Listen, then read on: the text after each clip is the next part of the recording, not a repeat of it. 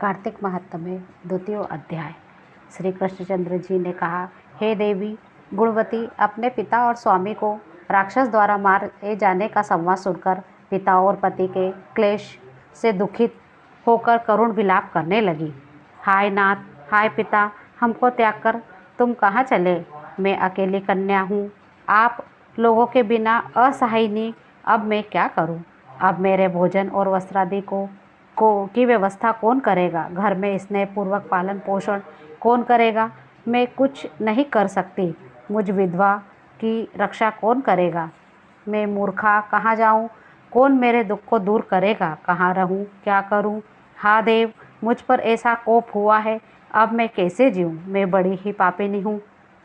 श्री कृष्णचंद्र ने कहा कि वह तुम रोती हुई वह मृग की तरह व्याकुल होकर अपने भाग्यहीन, असुखी, आशाहीन, जीवनहीन कहती हुई बोली, मैं अब किसकी शरण में जाऊं और जो मेरे दुखों को हरे? तत्पश्चात वायु से आहत केले का वृक्ष की तरह वह पृथ्वी पर गिर पड़ी। अधिक देर बाद होश आया, फिर भी अत्यंत करुण विलाप कर बहुत विकल होकर शोक महासागर में डूब गई। अपने घर की सारी वस्तुएं बेचकर सावधानी के साथ उसने अपने पिता और पति की यथाशक्ति श्राद्ध क्रियादि की।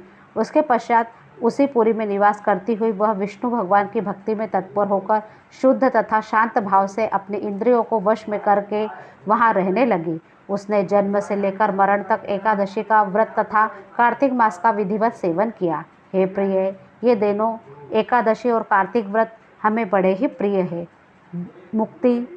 मुक्ति तथा संपत्ति को देने वाले